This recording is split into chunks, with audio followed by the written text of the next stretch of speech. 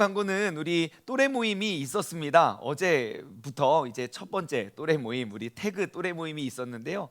어제 우리 교육자 카톡방에 좋은 사진이 여러 장 쭉 올라와가지고 제가 오늘 함께 나누려고요. 한번 보여주시죠. 짜잔. 네, 우리 태그에서는요, 우리 청소년 대학부가 찜질방에 가가지고요, 저기 순하고 귀여운 양들이 아주 많은 것 같습니다. 그래서 이제 찜질방에 가서 보드 게임도 하고 또 찜질도 하고 땀도 빼고 아무튼 즐거운 시간 보냈던 것 같아요. 그리고 오늘은요, 우리 7080 또래 모임이 교회에서 있고요. 그리고 우리 청년부와 그리고 젊은 부부 9990 또래 부부 모임이 군산 성전에서 진행이 됩니다. 여러분 이 그룹에 속하신 분들 꼭 함께하셔서 하나님의 사랑을 우리 또래들과 함께 나누어 가기를 소망합니다. 다시 한번 우리가 왜 또래 모임을 하는지에 대해서 제가 간략히 한번 설명해 드리면요, 우리는 선한 사마리아인 비유를 기억하고 있습니다. 그 유대에서 여리고로 가는 그 길목에 이제 강도를 만난 한 사람이 있지요. 근데 운이 좋게도 그 강도 당한 자 옆에 지나가는 사람이 누구냐면 예배를 인도하고 말씀을 가리키는 제사장들이었어요. 그 제사장이 그곳을 지나갔지만 그냥 그 강도 맞은 사람을 보고 그냥 지나칩니다. 또 운이 좋게도 나면서부터 하나님의 율법을 다 지킬 뿐만 아니라 하나님의 성전을 관리하고 지켰던 그 레위인도 그 강도 맞은 사람을 발견하게 돼요. 하지만 그를 그냥 보고 지나가지요. 하지만 그 당시 항상 멸시 천대를 받았던 이방인이었던 사마리아인은 그를 보고 불쌍히 여겨 달려가서 그를 치료해 주게 됩니다. 이 비유의 교훈이 무엇입니까? 사랑을 아는 것이 믿음이 아닙니다.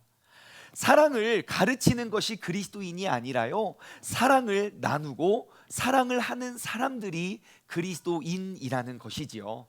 그리고 이 공동체, 우리 세종중문교회 공동체는요, 여러분 이 세상에 주님의 사랑이 필요한 그러한 곳에 우리가 사랑을 공급하고 사랑을 제공할 수 있는 그러한 사랑의 심장인 줄 믿습니다.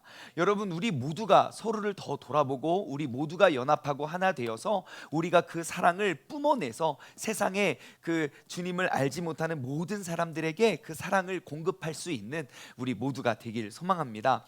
요한 1서 4장 7절과 8절은 이렇게 기록하고 있어요. 사랑하는 자들아, 우리가 서로 사랑하자. 사랑은 하나님께 속한 것이니 사랑하는 자마다 하나님으로부터 나서 하나님을 알고 사랑하지 아니하는 자는 하나님을 알지 못하나니 이는 하나님은 사랑이심이니라. 우리가 다시 한번 힘을 모아서 우리가 마음과 그 뜻을 모아서 우리가 하나님 사랑하듯 우리가 이웃을 사랑할 수 있는 그런 사랑의 공동체가 되는 것이 바로 이 또래 모임의 취지이고 목적입니다. 그래서 우리 모두가 함께 사랑의 공동체를 세워가기를 소망합니다. 여러분 주보에 보시면 이제 앞으로 9월 달에 이제 5060 그다음에 40 이하 또래들 우리가 모여서 계속 또래 모임이 있으니까요, 여러분 관련되신 분들 꼭 함께 하셔서 우리가 함께 사랑의 공동체를 세워가기를 소망합니다. 자, 우리는 계속해서 예수님과 멀어지게 된 45가지 이유, 우리가 예수님, 그러니까 친밀함이라는 주제를 가지고 내가 예수님과 가까워질 수 없는 여러 가지 이유들을 우리는 발견해 가고 있습니다. 오늘 말씀의 주제는 바로 근심과 걱정입니다. 뭐라고요? 근심과 걱정. 여러분 우리 모두에게는 근심과 걱정이 있습니다. 그렇죠? 여러분들 근심 걱정 없는 분 혹시 계실까요? 제가 아까 물어봤는데 초등학생들도 다 있더라고요. 일부에 배우있잖아요. 야, 너희들도 근심이 있냐? 네, 그래. 초등학생들도 근심이 있어요. 사람마다 걱정하는 그 걱정의 개수와 크기는 다르지만 아마 근심과 걱정이 없는 사람은 없을 것입니다.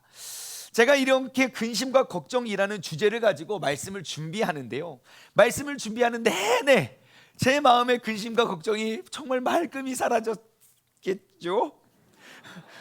제가 그렇다고 말해도 여러분들 믿지 않으실 거예요. 내 마음에 근심과 걱정이 오만 가지 근심과 걱정이 가득해서 이러면 안 되는데 내가 이러면서 무슨 근심 걱정하지 말라고 설교를 할 수 있나 라는 생각을 하면서도 이렇게 이야기를 나누고 있습니다. 여러분 근심과 걱정 아무리 떨쳐내려고 해도 떨어지지도 않고요, 걱정하지 말아야지 걱정하지 말아야지 걱정하지 말아야지 하면서 걱정해요. 그죠? 우리가 병원에 가면요, 항상 의사 선생님들이 그래요. 이것은 이래 저래 요 병입니다 라고 명쾌하게 이렇게 병명을 말해주는 때는 많지 않습니다. 그러면서 꼭 하는 결론은 똑같아요. 스트레스 많이 받지 마세요.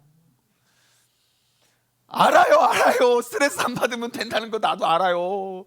의사 선생님이 스트레스 받지 말라고, 스트레스를 주지 말라고 하면서 더 스트레스를 받고 있지요.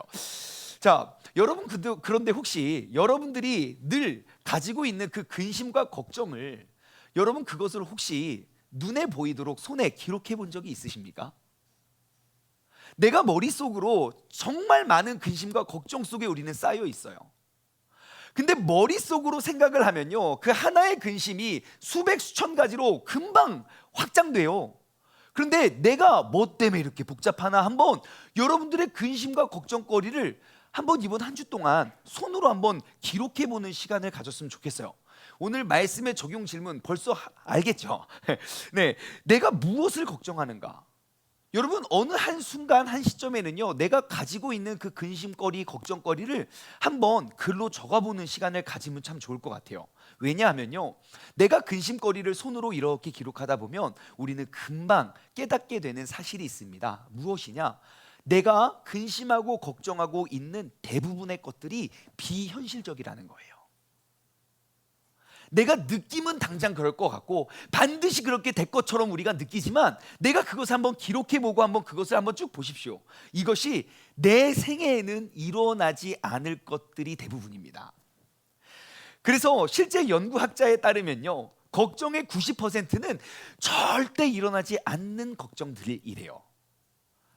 우리 생애에, 내 생애에는 일어나지 않을 걱정들이 90%나 된대요. 책 중에 모르고 사는 즐거움이라는 책이 있어요. 거기에 저자인 심리학자 어니 젤린스키라는 분은요, 그 책을 통해서 우리가 가지고 있는 고민에 대해서 좀 더 구체적으로 설명을 해주고 있는데요. 제가 도표 하나를 준비했습니다. 이 도표는 무엇이냐면, 도표를 한번 띄워주세요. 네, 이 도표는 무엇이냐면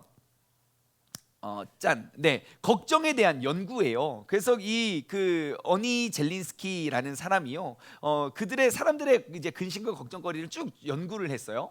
자, 먼저 40%, 저 40이라는 숫자, 우리가 가지고 있는 걱정의 40%는요 절대 일어나지 않는다는 사실을 발견했습니다. 우리는 그러죠. 전 세계 모든 뉴스를 보면서 걱정을 다 해요. 그죠? 정작 정말 서울에서 이루어지고 있는 그 엄청나게 힘들고 어려운 그런 침수 피해에 대해서는 별로 공감이 되지 않는데, 안 됐다 그러지만 전 세계 뉴스는 이거 일어나면 어떡하지? 우리는 40%는 절대로 일어나지 않는데요. 30%는요 이미 일어난 일이라는 거예요. 이미 지난 일이에요. 이미 끝났어요. 이미 그 오빠 저 버리고 떠났어요. 내가 계속 이미 끝난 일들이에요. 이미 나 학교 다 졸업했고 그랬는데 그때 내가 시험을 이렇게, 계속 우리는 그냥 걱정을 하고 있는 거예요. 이미 지나버린 일에 대한 근심이 30%라고 하고요.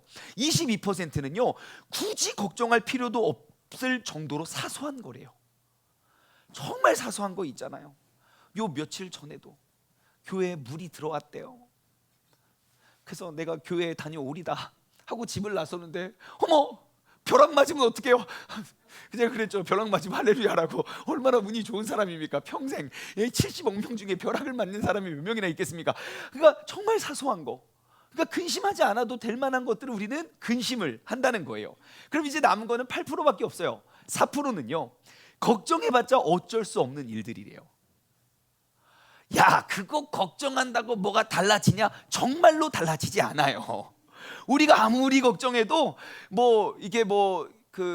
전쟁이 끝나지 않아요. 우리가 걱정하지 않아도 전쟁이 끝날 수도 있어요. 그러니까 우리가 막 나의 삶에 내가 걱정해봤자 어쩔 수 없는 일들 때문에 우리는 두려움과 걱정 속에 쌓여져 있다고 하고요. 마지막으로 나머지 4%는요 이것이 진짜 실질적인 걱정이에요.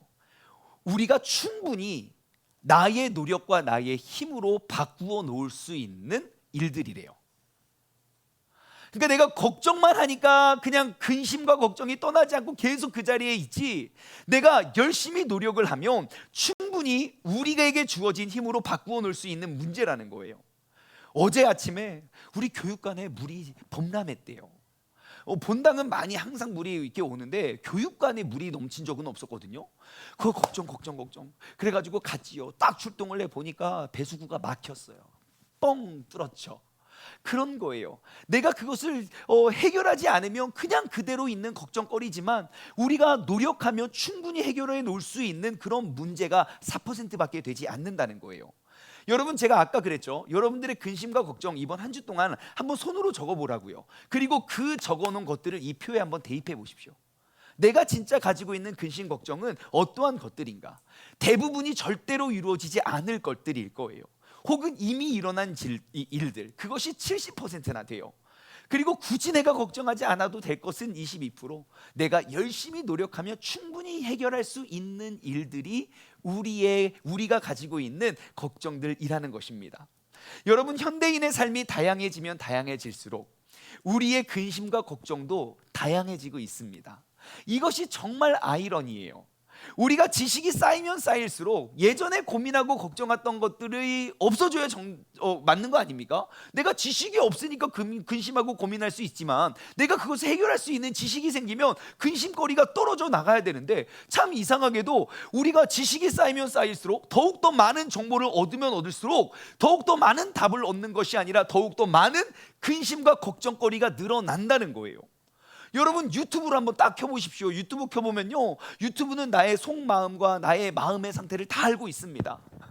사람들은 몰라요. 남편은 모르고 아내는 몰라도 유튜브는 알고 있습니다. 이 사람의 마음의 상태가 어떠한지. 유튜브를 켜서 보면 내가 봤던 영상, 내 마음에 관련되는 관련 있는 것들이 쭉 나오잖아요. 정치를 보십시오. 아우, 한숨이 막 절로 나와요. 경제를 보십시오. 아우, 한숨이 절로 나와요. 기상, 세계 이상 기후를 한번 보십시오. 아이고, 막 드디어 한국도 막 걱정이 절로 나와요. 그래서 이러면 내 건강이 상하겠지 하면서 그 건강을 봐요. 그러면 이것도 먹으면 안 되고 저것도 먹으면 안 되고 이것도 먹으면 먹을 것이 하나도 없어요. 하고 근심 걱정이 가득해요. 더욱더 큰 문제는 뭔지 아십니까? 이 모든 것들을 우리는 다 본다는 거예요. 그냥 하나만 보고 그냥 대충 내일 아니면 그냥 놓으면 되는데 오만 것들 다 보면서, 그러면서 내 마음속에 근심과 걱정을 계속 키워나가는 장본인이 된다는 거예요. 어머머머, 어쩜 이럴 수가 내 삶에 안 일어나진다니까요. 근데 우리는 그걸 보면서 스스로 계속 걱정거리를 쌓아간다는 거예요. 왜 이렇게 우리는 많은 근심과 걱정을 가지고 살아가는가? 제가 생각해 보니까요, 근심과 걱정을 떨쳐버려야 하는 그런 긍정적인 생각은 접착력이 부족해요. 포스트잇 같아요. 잠깐 묻혀놓고 이걸로 이 말씀으로 의지해야지. 그러면 근심이 오면 뚝 떨어져요. 언제 떨어지지 그래요. 근데 근심과 걱정은 완전 강력 본드예요. 그냥 스쳐지다 탁 붙어도 붙어 있어요. 순간 접착제, 떨어지지도 않아요. 뛰려고 해도 막 옷이 찢어져요. 여러분, 우리가 근심과 걱정, 그것을 그냥 날려버려야 되고, 우리가 진짜 그 말씀과 그러한 건강한 마음을 우리가 붙이고 살아야 되는데, 우리 인간은 그게 반대인 것 같아요. 하지만 여러분, 우리가 꼭 기억해야 될 것이 있어요. 이 근심과 걱정은 우리의 모든 생각과 마음과 우리의 모든 기능과 모든 것들을 만드신 하나님께서 싫어하시는 거예요. 하나님께서 만드신 그 피조물이 근심과 걱정에 가득해서 그냥 힘들게 살아가는 것, 하나님께서 절대 기뻐하지 않는다는 일이에요. 여러분, 제가 근심과 걱정에 관련된 말씀 구절들을 쭉 한번 찾아봤어요. 여러분, 지금 나눠드린 우리가 함께 합독할 이 말씀들이 여러분 마음속에 근심과 걱정이 딱 왔을 때 정말 본드처럼 딱 붙어서 정말 그 근심과 걱정을 떨쳐버릴 수 있는 그러한 말씀이 되기를 소망합니다. 한번 말씀을 쭉 한번 찾아볼까요? 베드로전서 5장 7절이에요. 함께 읽어볼게요. 시작. 너희 염려를 다 주께 맡기라. 이는 그가 너희를 돌보심이니라. 예, 하나님은 우리를 지금도 돌보고 계십니다. 그러므로 나의 근심과 염려, 걱정을 다 주님께 붙여버리십시오. 나한테 붙여놓고 하나님 죽겠어요 하지 말고, 야, 그럼 그거 나한테 붙여. 하나님께 맡겨버리는 거예요. 요한복음 14장 1절과 2절이에요. 시작. 너희는 마음에 근심하지 말라. 하나님을 믿으니 또 나를 믿으라. 내 아버지의 집에 거할 것이 많도다. 그렇지 않으면 너희에게 일렀으리라. 내가 너희를 위하여 거처를 예비하러 간다. 예, 우리가 너무너무 걱정할 것이 없어요. 왜요? 이미 하나님께서는 그 예비하신 그 집, 영원히 행복할 수 있는 그 천국의 집을 마련해 놓았기 때문입니다. 그것을 위해서 먼저 오셨고 그것을 위해서 먼저 가신 거예요. 빌립보서 4장 6절과 7절, 우리 너무너무 중요한 말씀이죠. 시작. 아무것도 염려하지 말고 다만 모든 일에 기도와 간구로 너희의 구할 것을 감사함으로 하나님께 아뢰라. 그리하면 모든 지각에 뛰어난 하나님의 평강이 그리스도 예수 안에서 너희의 마음과 생각을 지키시리라. 아멘. 여러분, 우리가 기도하며 나아갈 때 그 하나님의 평강이 나의 마음과 생각을 지켜준대요. 그분의 지켜주심을 우리가 믿는다면 우리가 근심, 걱정, 염려가 떨쳐져 가는 것이 정상입니다. 요한복음 14장 27절, 시작. 평안을 너에게 끼치노니 곧 나의 평안을 너에게 준다. 잠깐만요. 우리 안에 있는 평안은요, 내가 노력하고 만드는 것이 아니에요. 예수 그리스도 안에 있는 그 평안을 우리가 이미 주음 받았다는 거예요. 내가 너희에게 주는 것은 세상이 주는 것과 같이 아니하리라. 너희는 마음에 근심하지도 말고 두려워하지도 말아라. 그래요. 마지막으로 한 절만 더 찾아볼까요? 누가복음 12장 11절이에요. 누가복음 12장 11절, 시작. 사람이 너희를 회당이나 위정자나 권세 있는 자 앞에 끌고 가거든 어떻게 무엇으로 대답하여 무엇으로 말할까를 염려하지 말으래요. 내가 상대할 수 없는 그 어려운 자리, 그곳에 가서도 무엇을 말할지 염려하지 말래요. 왜요? 내 안에 계신 성령님께서 우리가 해야 할 말을 떠올리게 하신다니까요. 여러분, 성경에는 염려하라고 합니까? 염려하지 말라고 합니까? 염려하지 말라고 해요. 여러분, 이 사실에 대해서 모르고 계시는 분 계십니까? 그런데 왜 우리는 이렇게 염려, 근심, 걱정, 고민을 하고 사는 겁니까? 오늘 말씀을 통해서요, 내 삶의 근심과 걱정을 이겨낼 수 있는 그 지혜를 발견하기를 소망합니다. 먼저 우리가 생각해 볼 것은 그 근심과 걱정의 뿌리가 무엇인지 한번 살펴보았으면 좋겠어요. 왜냐하면 그 뿌리를 알아야 궁극적으로 해결할 수가 있잖아요. 제가 아까 그 근심과 걱정거리를 한번 기록해 보라고 했잖아요. 그게 되게 중요한 거예요. 왜냐하면 여러분, 내가 기록해 놓은 그 근심과 걱정거리, 10가지도 좋고 100가지도 좋고 200가지도 좋습니다. 한번 다 적어 보십시오. 쭉 기록해 보면요, 기록해 보고 그것을 한번 내가 읽어 보세요. 그러면 우리는 그 근심의 뿌리가 무엇인지 발견할 수 있어요. 무엇이냐면, 여러분, 내가 근심과 걱정거리들이 쭉 읽었을 때 이것이 하나님과 가까워지기 위한 것들인지 아니면 이것들이 하나님과 멀어지기 위한 것들인지 한번 살펴보십시오. 내가 근심하고 걱정하는 목록을 쭉 적어보세요. 내가 이걸 다 이루어가면, 이것들이 내 근심과 걱정대로 이루어지면 난 하나님과 더 가까워지는 것들인지, 아니면 정말 내가 이런 것들을 다 이루어가면 갈수록 하나님과 점점점 멀어지고 하나님은 내 삶에 안 필요한 것인지. 여러분, 우리가 고민하는 것들이 무엇입니까? 내가 무엇을 먹을까? 무엇을 입을까? 무엇을 마실까? 내가 직장은 어떻게 하고 승진은 어떻게 하며 자녀는 어떻게 기르고, 그런 모든 것들을 우리가 쭉 근심을 해요. 근데 그러한 것들을 다 하나하나 이루어져 가잖아요. 내가 원하는 직장, 원하는 직책, 원하는 수입, 원하는 돈, 원하는 집, 원하는 자녀, 모든 것들이 이루어지면 하나님은 내 삶에 전혀 필요가 없어요. 그렇다면 우리는 나는 왜 근심과 걱정거리를 떨쳐버릴 수 없는지 알게 돼요. 그리고 우리는 어떻게 하면 근심과 걱정이 떨쳐지게 되는지도 발견하게 돼요. 답은 무엇입니까? 예수님과 가까워지면 가까워질수록 내 삶의 근심거리는 줄어들어요. 주님과 친밀해지는 것이 내 삶의 근심거리를 없앨 수 있는 가장 확실한 방법이에요. 내가 주님과 점점점 멀어지기 때문에 내 마음의 근심이 떠나지 않는 거예요. 해결이 되지 않아요. 하나님이 느껴지지 않거든요. 그러니 내가 원하는 돈과 직장과 명예와 그런 모든 것들을 다 얻잖아요. 그럼 내 안에 참 기쁨과 참 평안이 와야 돼요. 근데 아이러니하게도 그 모든 것들을 다 이루고 나면 이루어 놓은 것 때문에 내가 더 불안해한다는 거예요. 이것이 정말 큰 아이러니예요. 마음의 걱정이 있다는 것은 우리 마음에 우리의 마음이 하나님의 나라를 향하고 있지 않는다는 것의 증거입니다. 다시 말해, 그분의 나라를 최우선적으로 추구하지 않고 그분을 우리의 삶의 중심에 모시지 않는다는 것을 의미해요.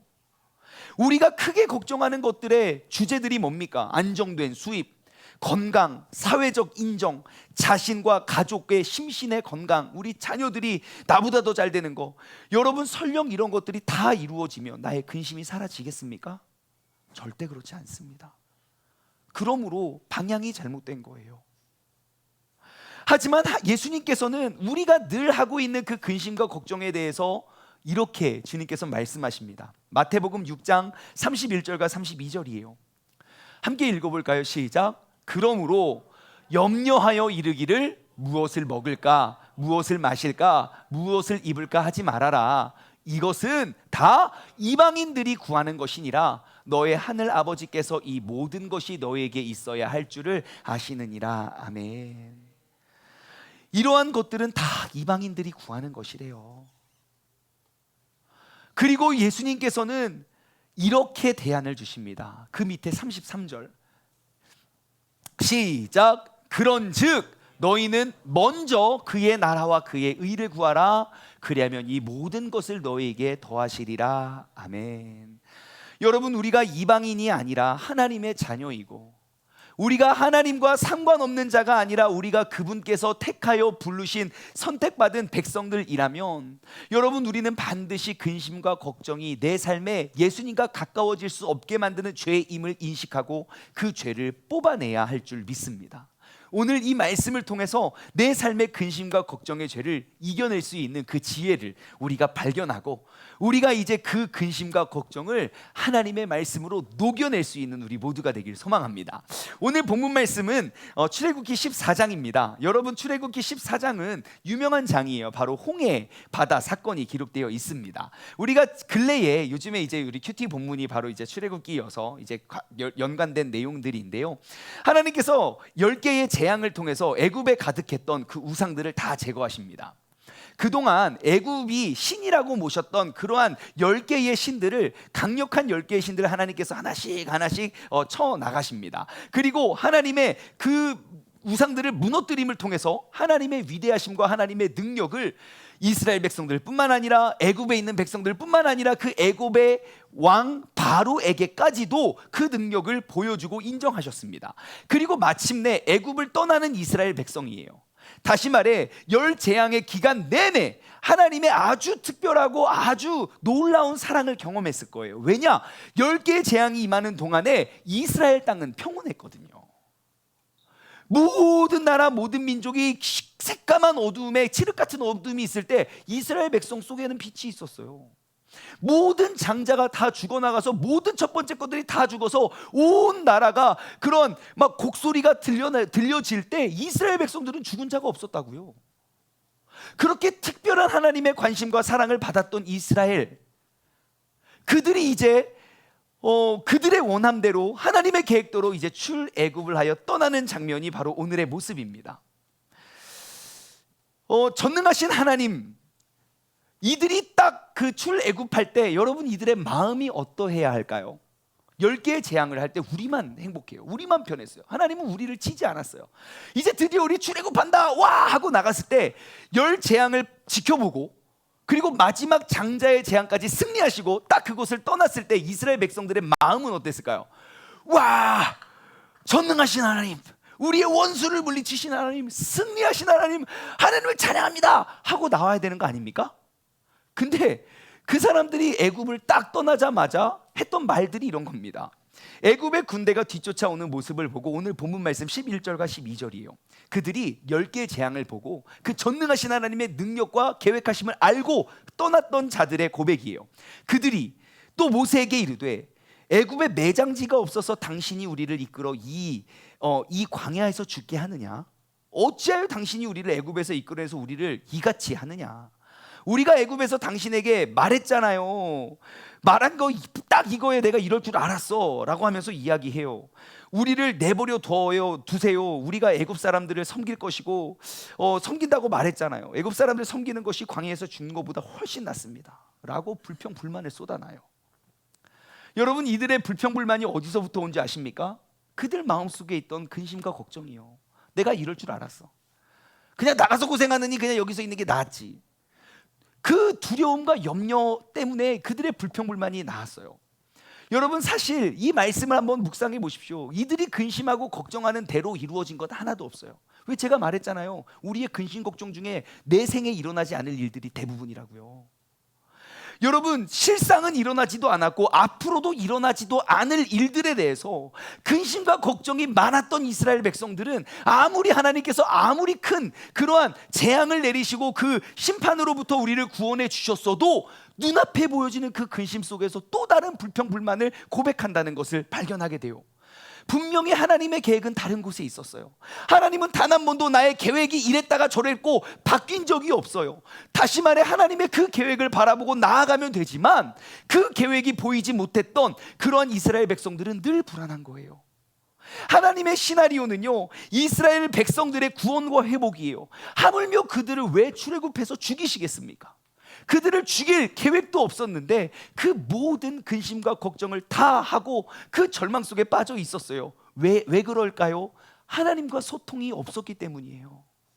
하나님의 계획이 무엇인지, 하나님이 이 어려움을 통하여 나에게 보여주실 것은 무엇인지, 증명할 것은 무엇인지, 나의 인생의 설계자이신 하나님과의 계획, 그 교제가 없으면 우리는 불안에 떨 수밖에 없다는 거예요. 제가 가만히 말씀을 묵상해 보니까요, 이 근심과 걱정이 그냥 내 안에서 생겨나는 것이 아니라 이것이 습관의 일환이라는 걸 저는 발견했어요. 여러분, 근심과 걱정은 습관입니다. 내가 습관적으로 근심하고 습관적으로 걱정하고 모든 사람들이 그러하니 그것이 마땅하고 당연하다고 내가 생각하는 거예요. 여러분, 하나님과 진짜 친밀해지면요, 근심과 걱정이 사라집니다. 근데 우리가 왜 여전히 그 근심 걱정 속에 휩싸이고 있나요? 여전히 주님이 나에게 멀리 있기 때문이에요. 여러분, 근거를 대드릴까요? 오늘 본문 말씀에 불평불만하는 사람들이 있죠. 그 사람들이 뭐라고 말합니까? 내가 차라리 애굽에서 노예로 사는 것이 훨씬 낫다고 불평불만하잖아요. 그 사람들이 애굽에 있었을 때 뭐라고 했는지 아십니까? 출애굽기 2장 23절. 여러 해 후에 애굽 왕은 죽었고 이스라엘 자손들이에요. 그 사람들 고된 노동으로 말미암아 탄식하며 부르짖으니, 그 고된 노동으로 말미암아 부르짖는 소리가 하나님께 상달된지라. 하나님께서 왜 출애굽의 시나리오를 썼습니까? 그들의 부르짖는 소리, 그 원망과 불평이 하나님께 상달되었기 때문이에요. 그때 그렇게 불평불만했으면 지금 이루어졌잖아요. 너희 그렇게 살기 힘들고 내가 내보내줬잖아. 그러면 감사하고 할렐루야 해야 되는 거 아닙니까? 근데 또 다른 근심과 걱정을 한다는 거예요. 그토록 원했던 출애굽이 진행되면 마음속에 근심 걱정이 없어져야 되는데 그들은 또 다른 근심 걱정. 잘 아시다시피 앞으로도 계속 근심 걱정합니다. 출애굽 이전에도, 출애굽 당시에도, 출애굽 이후에도 이들의 불평과 불만은 습관적으로 계속되었던 거예요. 우리가 여기서 중요한 사실을 깨달을 수 있어요. 여러분, 오늘날 내 입에서 불평 불만이 가득한 모습을 발견하잖아요. 그러면 여러분, 지난 날에도 그러했었을 것이고 앞으로도 그러할 거예요. 내 안에 나도 모르게 나오는 불평불만이 죄임을 내가 인식하지 못하고 마땅하고 당연한 거라 내가 습관적으로 고백하고 있다면 이전에도 그래 왔었을 거예요. 그리고 앞으로도 그러실 거예요. 그래서 오늘 이 시간 우리는 근심과 걱정의 죄를 끊길 소망합니다. 자, 이 사건 속, 똑같은 시대, 똑같은 상황, 똑같은 사건 속에서 근심 걱정하지 않는 한 사람을 우리는 발견할 수 있습니다. 그것이 바로 오늘 본문 말씀의 주인공 모세입니다. 모든 백성들은 애굽의 군대를 보고 사람들이 심히 두려워하며 떨면서 비판하고 비평하고 원망하고 막 그렇게 어려워하고 있을 때 모세는 이렇게 말을 하더라고요. 13절이에요. 모세가 백성에게 이르되 이렇게 말합니다. 너희는 두려워하지 말고 가만히 서서 여호와께서 오늘 너희를 위하여 행하시는 구원을 봐라. 가만히 서서 하나님께서 행하시는 그 구원의 역사를 봐라. 너희가 오늘 본 애굽 사람을 영원히 다시 보지 아니하리라. 그래요. 그들은 그 애굽 군대에 의해서 내가 잡혀 죽을 것을 고민하지만 하나님의 계획은요, 하나님은 그 눈앞에 있는 애굽 군인을 영원히 다시 보지 못할 계획을 하고 계세요. 진짜 무섭지 않습니까? 영원히 보지 못한대요. 오늘 보고 내일 보지 못하는 게 아니라 누구는 영원한 천국이고 누구는 영원한 지옥에 있다는 말이에요. 너무 무섭잖아요. 하나님은 그러한 계획을 가지고 계셔요. 모세는요, 이와 같은 상황 속에서도 근심과 걱정에 휩싸이지 않습니다. 그렇다면 모세는 어떻게 200만 명이 넘는 사람이 근심 걱정할 때 어떻게 걱정하지 않는 한 사람이 될 수 있었을까요? 오늘 두 가지의 말씀을 우리가 답을 찾아가길 원하는데요. 첫 번째, 모세는 구원을 바라보았기 때문입니다. 오늘 본문 말씀 13절입니다. 모세가 백성에게 이르되 너희는 두려워하지 말고 가만히 서서 여호와께서 오늘 너희를 위하여 행하시는 뭐를 바라고요? 구원을 보라는 거예요. 여러분, 내 삶에 근심과 걱정이 가득할 때 우리가 근심과 걱정이 가득한 이유는 간단해요. 내가 세상을 보고 있기 때문이에요. 그 영원한 것을 바라보면 근심의 것이 많이 사라져요. 내가 죽는 마당에 이게 무엇이 중요하겠느냐? 내가 지금 죽어가고 있는 상황에 지금 이게 뭐가 큰 일이냐? 근심거리가 사라진다고요. 사람의 눈에는 애굽의 엄청난 병력이 보여졌습니다. 하지만 눈에 보이는 걸 믿는 건 믿음이 없는 사람들의 행위입니다. 믿음은 무엇입니까? 보지 못하는 것들을 증거하는 거예요. 내가 바라는 것들을 실상 진짜처럼 여기는 거라고요. 눈에 보여지는 대로 믿는 것, 그건 믿음 없는 자들의 모습이에요. 여러분, 우리가 근심과 걱정에 휩싸이는 이유, 우리가 믿음의 눈을 뜨지 못했기 때문입니다. 여러분, 이제는 눈을 들어 하나님을 바라보십시오. 그러면 주님이 보일 것입니다. 주님이 보이면 내 마음속에 근심과 걱정이 떠나가게 될 겁니다. 마치 빛과 어두움처럼요. 내가 주님을 진짜 뜨겁게 경험했을 때 여러분, 내 마음에 그렇게 크고 작은 근심거리는 근심도 아니었을 거예요. 주님과 멀어지는 순간부터 그것이 다시 근심이 됐겠지요. 여러분, 우리가 눈을 들어 하나님을 바라보면 우리 마음속에 근심은 없어지게 됩니다. 마치 제가 말씀을 준비하면서 얼마 전에 제가 영상으로 보여드렸던 영화 베어의 한 장면. 어린 곰이요, 길을 잃어버렸어요. 가는데 세상에 어미 사자가 나를 쫓아오고 있는 거예요. 어떻게 해요? 막 하면서 막 길을 헤매고 있어요. 그때 어미 사자는 어떻게 합니까? 여유롭게 비웃으면서 가요.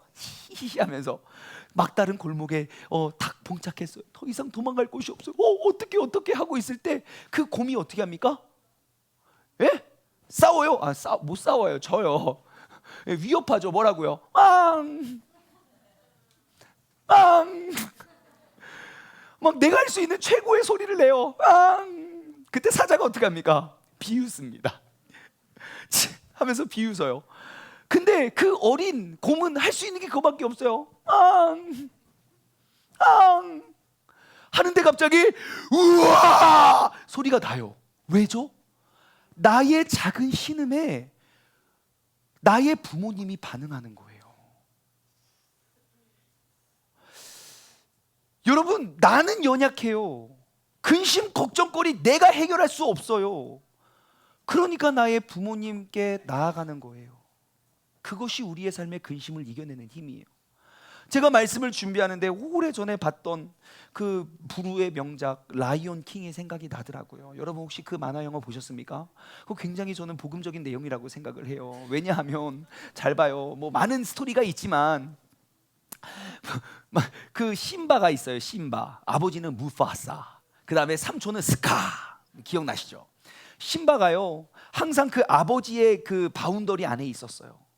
근데 이제 나는 좀 컸다고 생각을 해서 그 아버지가 지키는 바운더리를 벗어나요. 즉 인생의 출애굽이 시작된 거예요. 내가 여기서 있을 수 없으니 난 나의 길을 갈 거야. 출애굽을 하니까 두려움과 걱정이 찾아오는 거. 뭐지 하고 있는데 아니나 다를까 거기에 하이에나들이 나를 쫓고 있어요. 벽에 몰려요. 궁지에 딱 몰려서 그 심바가 뭐랍니까? 비장한 표정으로 뭐 어떻게 합니까? 진짜 비장하게 그때 하이에나들이 어떻게 합니까? 무서워 하고 도망가지 않아요. 막 낄낄거리면서 네가 어디서 뭐 드디어 우리가 이제 신바를 죽여서 우리가 이 왕위를 이어가자라고 생각을 하고 있었을 거예요. 비웃고 있는데 신바가 할 수 있는 건 딱 하나밖에 없어요. 지금 나의 근심과 걱정을 해결할 수 있는 딱 하나의 길, 뭡니까?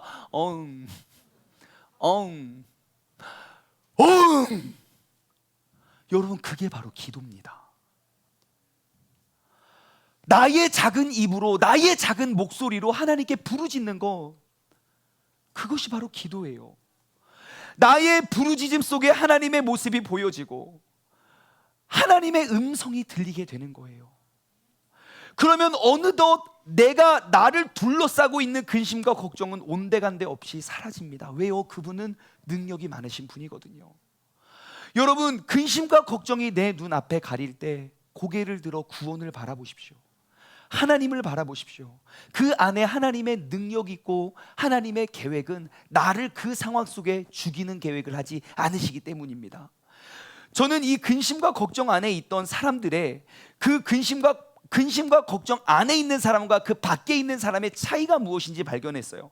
오늘 본문 말씀에 본다라는 단어가 2번 나오더라고요. 10절에 나오고 13절에 나와요. 근데 10절에 나오는 것, 그 이스라엘 백성들이요, 눈을 들어 본즉 애굽 사람들이 자기들에 왔어요. 그러니까 근심 걱정하는 사람들이 뭔가를 봐요. 그리고 13절 보니까 너희가 너희를 위해 행하시는 구원을 봐라. 모세도 뭔가를 봐요. 근데 무엇을 받느냐에 따라서 그들의 운명과 마음의 삶의 모습이 완전히 다르더라고요. 여러분, 이 단어 한번 기억해 보시겠어요? 10절에 이스라엘 백성들이 본즉이라고 나오는 이 보다라는 단어는요, 히브리 단어로 힌내예요. 뭐라고요? 힌내. 힘내, 이게 아니에요. 힘내요. 힘내. 그리고 13절에 모세가 여호와를, 그 구원을 봐라 라고 하는 그 보라는요, 라라는 단어예요. 뭐라고요? 라. 자, 힘내 혹은 라, 그 의미는 이겁니다. 힘내는요, 사실 보다라는 의미가 아니라 감탄사예요. 어떠한 감탄사냐면요, 어머 헐, 아이 깜짝이야, 이런 거예요. 이게 힘내예요. 그러니까 내가 그러면 다 날 쳐다보죠. 그게 힘내예요. 그러니까 내가 무엇인가를 생각하고 무엇인가를 막 고민하면서 숙고하고 내가 막 이렇게 막 살펴보는 것이 아니라 나도 모르게 아이 깜짝이야, 그러면 사람들이 다 쳐다보잖아요. 그게 힘내예요. 반면 라, 모세가 했던 바라보면요, 라라는 단어의 뜻은 숙고하다, 나타나다, 증명하다, 분별하다, 경험하다, 주시하다, 주의를 기울이다, 이런 거예요. 여러분, 이 둘의 차이는 무엇입니까? 힘내는요, 분위기를 한순간에 확산시키게 돼요. 확대돼요. 사실 그런 일 아니에요. 벌레 그냥 지나가요. 안녕 하고 지나가면 돼요. 그러면 사람들이 뭐야 막 이렇게 된다는 거예요. 실제로 뭔가를 보는 게 아니에요. 그냥 느낌이에요. 그리고 그 느낌은 사람을 충동적으로 변화시켜요. 마치 12명의 정탐꾼이 가나안 땅을 보고 와요. 그리고 보고를 하죠. 그럼 나머지 이스라엘 백성들은 보지 않았기 때문에 그냥 좋은갑다 생각하면 돼요. 근데 그들이 하는 말에 힘내한 거예요. 마음이 두렵고 분위기에 휩싸여서 실제로 보지도 않고 내가 생각해 보지도 않고 기도도 안 해보고 그냥 두려움에 휩싸이는 것이 힘내예요. 하지만 그러한 힘내의 상황 속에서도 모세는 라합니다. 그렇게 어수선하고 정신없는 상황 속에서 하나님의 계획은 무엇인지 하나님께 집중해요. 내가 숙고하고 고려하고 분별하고 주의를 기울여 하나님의 계획이 무엇인지를 위해서 하나님께 나아가요. 여러분, 우리 모두는 근심과 걱정의 시대 속에서 살아가고 있습니다. 얼마나 많은 힘내들이 우리를 두렵게 하는지 몰라요. 이럴 때일수록 여러분, 하나님을 향해 라 하시기 바랍니다. 주님을 바라보고 주님께 집중하고 주님의 뜻과 계획을 발견할 수 있는 믿음의 사람 되기를 주님을 소망합니다. 근심과 걱정을 이겨낸 모세의 두 번째 특징은요, 바로 문제를 가지고 하나님께 나아갔다는 거예요. 오늘 본문 말씀 밑에 15절 말씀을 보면요, 이제 모세가 선포하잖아. 너희 이렇게 가만히 있어라. 그러니까 15절, 여호와께서 모세에게 이르시되 너는 어찌하여 나에게 부르짖느냐 그래요. 너는 어찌하여 나에게 부르짖느냐 그래요. 어차피 내가 계획한 거 그냥 쭉 해낼 건데 믿고 그냥 가지, 어찌게 나한테 부르짖느냐. 모세는 문제가 발생할 때마다 가장 먼저 하나님께 가지고 갔습니다. 주변 사람들을 찾아갔던 게 아니에요. 나와 공감해주고 나를 들어주고 나를 이해해줄 사람들을 찾아갔던 게 아니에요. 나에게 그 근심과 걱정, 그 두려운 모든 것들을 하나님 앞에 가지고 갔어요. 이것이 근심과 걱정을 돌파하는 지혜입니다. 제가 출애굽기를 묵상하면서 참으로 안타까웠던 것이 있는데, 그게 뭐냐면 이스라엘 백성들은 계속 원망을 해왔다는 거예요. 습관적으로. 군대가 쫓아왔을 때 원망하고, 물이 없을 때 죽겠다고 원망하고, 고기가 없을 때 죽겠다고 원망하고, 밥이 없다고 만나를 내려줘요. 그러니까 맨날 만나만 준다고 또 원망하고, 뭘 어쩌라고 맨날 원망만 해요. 근데 그 백성들이 여호와 앞에서 기도했다는 구절이 없어요. 근데 더 중요한 건 뭔지 아십니까? 근심과 걱정 앞에서 기도하는 한 사람이 근심과 걱정하는 수백만 명의 사람을 구원해 낸다는 거예요. 여러분, 우리의 삶에 너도 나도 근심 걱정 속에서 살아가니 우리가 그냥 그대로 그냥 쌤쌤이 야가 아니라, 아니야, 근심과 걱정 속에 하나님의 뜻과 계획이 있어. 우리가 그 소망을 바라보며 나아가자라고 기도하는 한 사람이, 기도하는 한 교회가 이 나라와 이 민족을 다시금 일으켜내게 될 줄 믿습니다. 여러분, 근심과 걱정 그 자체는 어떠한 해결 능력이 없습니다. 근심과 걱정의 기능은 바로 이것입니다. 하나님께 부르짖음의 알림으로 사용하시면 돼요. 알람으로. 무슨 말이냐면요, 근심과 걱정은 나를 더욱더 큰 근심으로 끌고 가요. 하나의 근심이 막 커져요. 그렇지만 근심과 걱정이 나에게 딱 인지가 되는 순간 내가 알람인 거예요. 아, 하나님 앞에 나아가 기도할 때가 됐구나. 그러면 그 주님의 능력이 우리를 근심과 걱정으로부터 벗어나게 도와주는 거예요. 제가 말씀을 준비하면서 과연 나는 몇 개의 알람을 맞춰놨는가 제 핸드폰을 열어서 봤어요. 자그마치 22개의 알람이 맞춰져 있더라고요. 설정되어 있어요. 22개.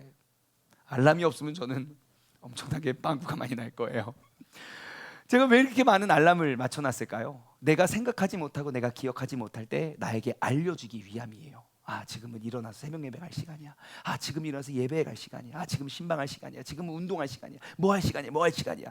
제가 알람을 맞춰놓은 이유는 제가 잊고 까먹기 때문에 나에게 알려주는 것이죠. 여러분, 근심과 걱정은 바로 여러분의 기도의 알람이 되시길 바랍니다. 내가 하나님께 나아가고 하나님을 바라볼 수 있는 알람이 바로 근심과 걱정이에요. 내 안에 근심과 걱정이 딱 인식이 되잖아요. 여러분, 가장 먼저 하나님께 달려오십시오. 모세처럼요. 나의 작은 입과 작은 목소리로 하나님께 부르짖으십시오. 그때에 전능하신 하나님의 음성이, 그 놀라운 하나님의, 어떠한 인간도 계획하지 못했던 하나님의 놀라운 계획이 우리의 삶 가운데 펼쳐지게 될 줄 믿습니다. 말씀을 맺겠습니다. 여러분, 근심과 걱정의 때에 하나님을 바라보십시오. 힘내에 휩쓸리지 말고 라 하시기 바랍니다. 주변 사람들의 소리와 소문에 내가 요동하는 것이 아니라 하나님의 뜻과 그 말씀에 내가 집중하여 나의 중심을 지켜낼 수 있는 믿음의 사람 되길 소망합니다. 근심과 걱정의 때에 근심과 걱정을 가지고 가장 먼저 하나님께 나오십시오. 나의 방법과 나의 노력으로 다 해보고 다 잃어버린 다음에 하나님께 나오는 것이 아니라, 그것이 근심과 걱정은 내가 하나님께 나아가 엎드리기 위한 알람으로 설정해 놓으시고, 내 마음에 두려움이 차오를 때, 근심과 걱정이 차오를 때 주님 앞에서 엎드릴 수 있는 믿음의 사람 되기를 주님의 이름으로 소망합니다. 적용 질문을 드립니다. 첫 번째, 나의 근심과 걱정은 무엇입니까? 여러분, 한번 기록해 보세요. 그냥 생각으로만 하지 말고요. 지금 나를 이렇게 불안하게 만드는 거, 나를 이렇게 초조하게 만드는 거, 나도 모르게 내 입에서 이렇게 불평불만을 쏟아놓는 그 원인들이 무엇인지 한번 적어봤으면 좋겠어요. 그럼 우리는 발견하게 될 것입니다.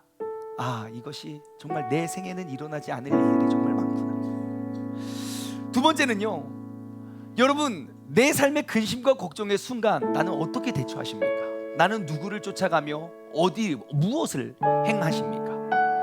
여러분, 우리는 그 근심과 걱정의 순간에 어떻게 대처하느냐에 의해서 우리의 운명은 달라져요. 제가 한 가지 대안을 드릴까요? 그것이 세 번째 적용이에요. 여러분, 근심과 걱정의 순간에 기도의 자리로 나아오십시오. 그것이 하나님과 내가 가까워지고 하나님의 뜻을 발견할 수 있는 그런 알람 설정이 되기를 원해요. 두려움과 걱정, 그리고 근심과 걱정, 그거 내 마음에 아무리 담아두어도 그것은 절대로 근심과 걱정을 덜어낼 수 없습니다. 우리가 항상 괴로울 때마다 주님의 얼굴을 보고, 힘이 없고 연약할 때마다 그분의 능력을 바라보며 나아갈 수 있는 우리 모두가 되기를 소망합니다. 오늘 말씀을 이렇게 한 한나의 한 곡의 노래로 요약한 찬양이 있더라고요. 우리 괴로울 때 주님의 얼굴을 보라 함께 찬양하시며 기도의 자리로 나아가길 소망합니다.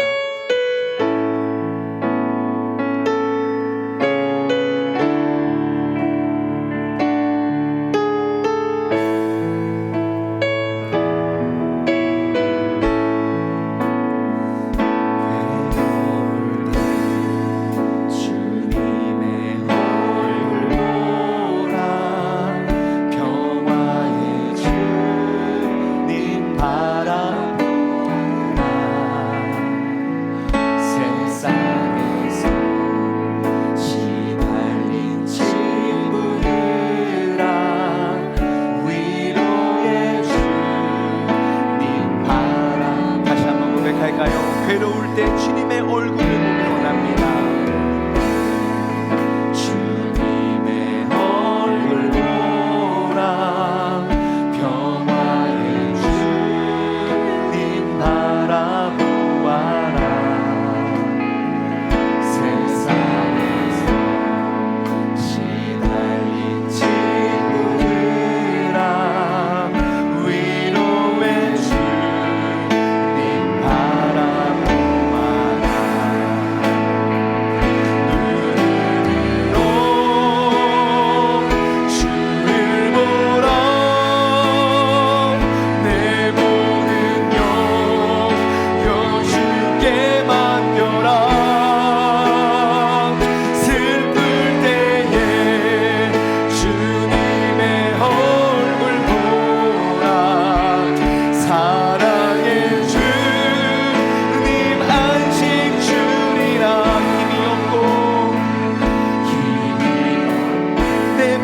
연약할 때에 능력의 주님을 바라보기를 원합니다.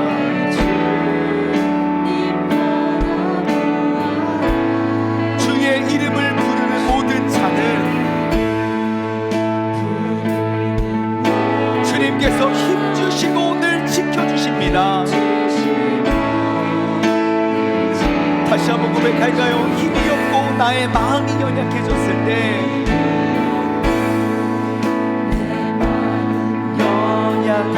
할 때 능력의 주님 바라보아라.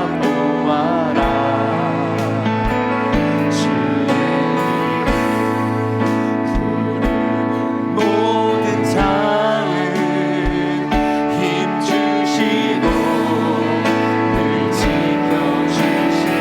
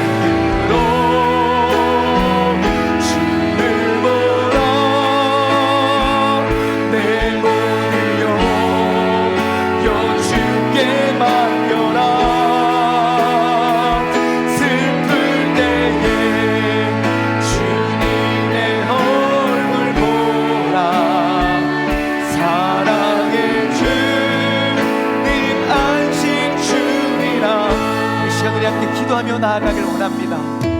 여러분, 이 자리에 오기까지 어젯밤 늦게까지 오늘 아침 그리고 지금 이 순간까지 나를 너무너무 힘겹게 만드는 그 근심과 걱정, 여러분 이 시간 그것을 눈을 들어 주님을 바라봄으로 주님께 내어 맡길 수 있는 나의 고백이 있길 원합니다. 내가 그냥 힘내에 휩싸이는 것이 아니라 하나님의 얼굴을 라, 하나님의 뜻을 라 할 수 있는 나의 결단의 고백이 있길 소망합니다. 다 같이 주님의 이름 한번 힘차게 부르짖으며 합심하며 기도하며 나아가겠습니다. 주여, 하나님 아버지, 이 시간 내가 눈을 들어 주님을 바라보길 원합니다. 아버지, 근심과 걱정이 내 삶에 가득했을 때 나는 그 구원을 바라보길 원합니다.